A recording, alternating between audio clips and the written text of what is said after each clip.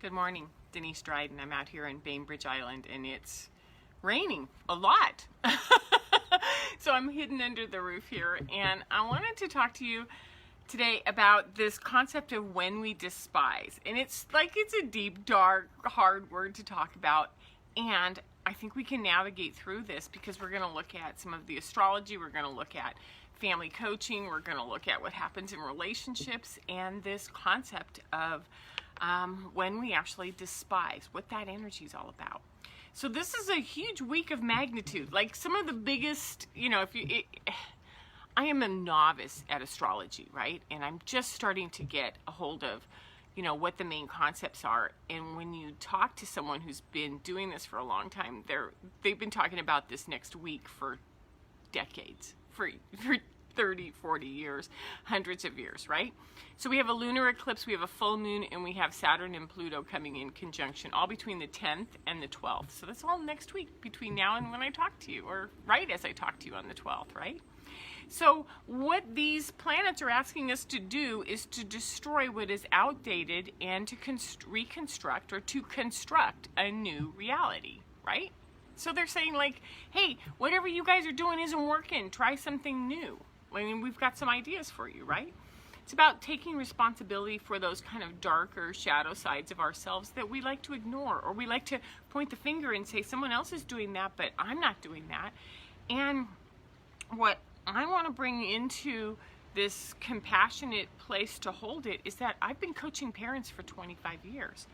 And the element of despise between partners, between family systems, between the inner family system and the outer world is profound. And when it's that big, we have something to talk about. So, the parents that I coach have hit rock bottom. Their teen or their young adult has failed out of school or refused to go to school. There's drug addiction, there's alcohol, screen addiction, there might be self-harm, there might be debilitating anxiety, depression, anger in the family system, and that kiddo becomes the identified patient, the one who takes the hit for the family because the family's off. The whole family system is off. And so one of the most common threads throughout all of this is this, this idea that there's failure and that there's failure and it has to be someone's fault. And then we start to spin, right? So we have this concept of despise. So it exists in a family system. And what I noticed is that the success or failure of coaching or of really going through a program and helping a kid find their feet again is completely dependent on the parents doing their work, and the parents doing their work on things like, where do you hate? Where do you judge? Where do you hold on to old hurts? And are you willing to let go of those and sort of move forward? So what I also know is that when I see families that are capable of doing that, they change everything. And miracles happen. So I want to go and just gently maybe hold this concept of despise, which is a horrible, horrible, powerful word. So despise is to feel contempt for, to feel disgust, to look down upon, to have aversion to somebody, a strong distaste, to believe that someone or something is worthless, to loathe, to abhor, to hate something. And I thought that's kind of interesting because I started to weave through all of the dictionary definitions. And when you come to despise or hate, despise is a much stronger energy than hate because it's hate plus contempt. It means that I'm triggered and I dislike something so much, I hate something, but I'm having an enormous emotional reaction to it and I want to separate. So it's a separation energy. And it's a refusal to step in. It's a refusal to even talk to. It's a refusal to even validate that that person or that concept is worth your attention. It's where you ignore something, you refuse to give it your attention, and you judge it from the outside. So it's when you're having something inside and you're pointing out at there and saying, nah, I'm not having anything to do with that, right? And it has an enormous amount of disrespect. Of course it does, okay? So it's an energetic reaction and it's a strong emotional response. And what happens when it resides in us is we become aloof, we become dismissive. We become disengaged. We're just not going to have anything to do with that person or that place or that thing. So at its core, it is pure separation. I have to renounce you. I have to remove you from my field. I have to refuse to attempt, try, or even want to try to have anything to do with you. And it's a highly dysfunctional energy pattern. And so it's when you identify something, when we identify something, and we will go out of our way to make that thing wrong, right? Does any of this sound familiar? So, I know that this is uncomfortable information, yet if we're not aware of this pervasive, dysfunctional energy, how are we going to know what to do about it? Because it exists all around us. On a global level, we're seeing this dysfunctional energy all over the place, especially right now when we have international politics right at the verge of another, military conflict. We have religious choices in others. We have race, we have gender, we have politics.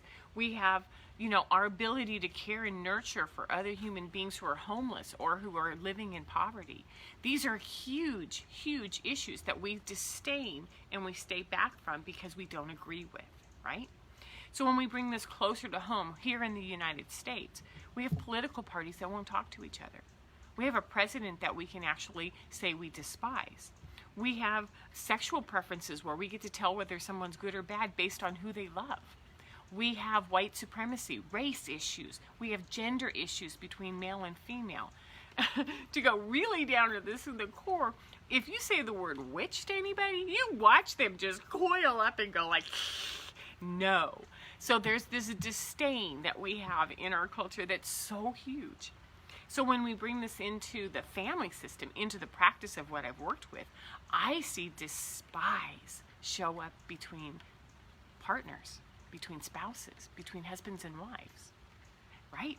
I see this in parents who despise the friends that their child hangs out with because they blame them for what happened. I have parents who despise their child for taking them through this. You're going to make me go through and unearth all of this family garbage because you can't seem to get up and go to school in the morning. It's been profound.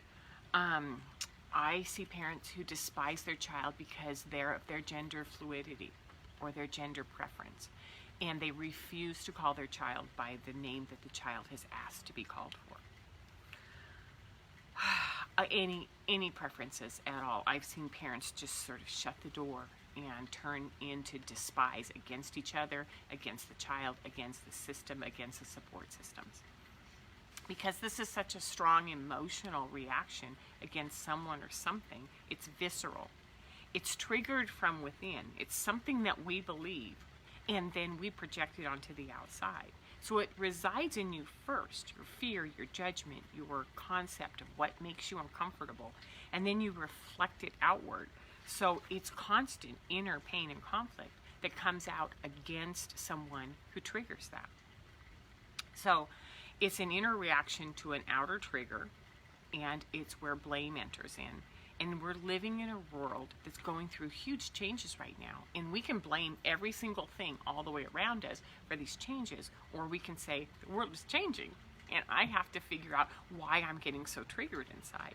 And it's maybe time to explore some of this. The other thing I want to sort of just lay in there is I wonder when we carry this level of inner pain and conflict, and we have this judgment and this separation and this blame or despise energy that goes towards something else. How do we connect that to our own body and look at where disease rides? Is it in our heart? Is it in our breast for cancer? Is it in our lymph nodes? Is it in our gut? What happens when we hold these really, really dark energies of separation and judgment against another human being? So, on the lighter side, I want to go to what the opposite of despise is. So the opposite of despise is admiration. I admire you. I think that what you're doing is amazing. I don't necessarily agree with it, but I admire you for what you're doing. I cherish you. Who you are doesn't matter. I cherish you. I honor you. I respect you. I treasure you. I appreciate you. And I love you. And so this is where we shift in communication from refusal or retreat or separation into communication and collaboration, where it's about listening.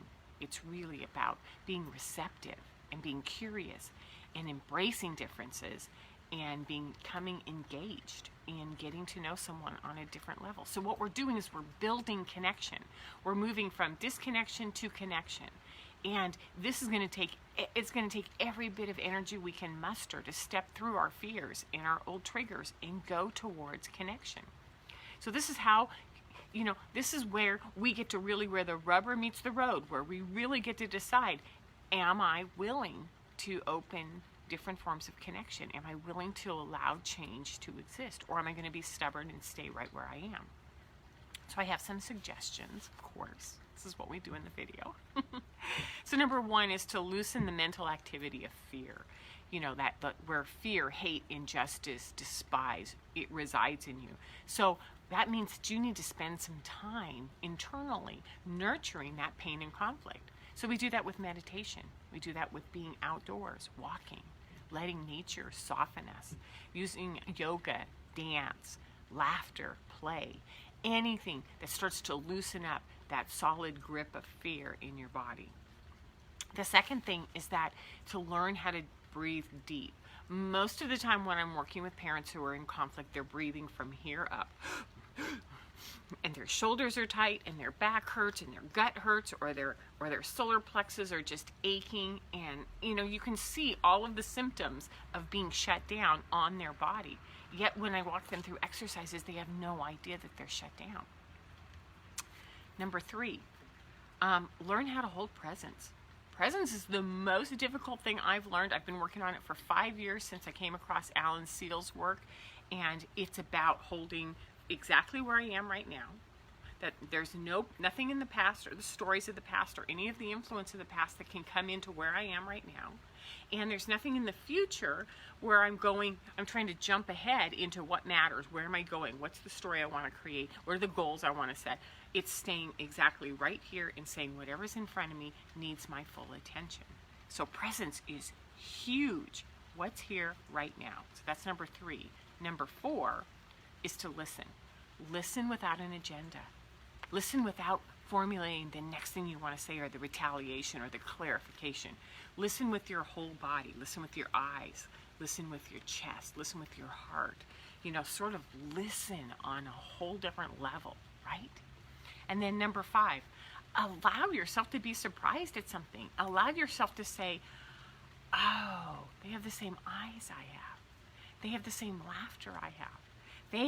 Find something good, find something kind, find something that you can start to hold on and say, I admire that, I like that, I see that in you. Because then when we can connect with another human being that we have typically held back and judged, it changes everything. So despise, how we despise is an energy that's time to just break that up and get it out. If you want some help with that, you can always find me on my coaching, because we do intuitive readings, we do coaching sessions, we can do a lot of different things on this, okay? You can find me on DeniseDrydenCoaching.com. So have a great Sunday. Get out there and play, take a walk in nature, and let it calm you down, okay? Take care. Bye-bye.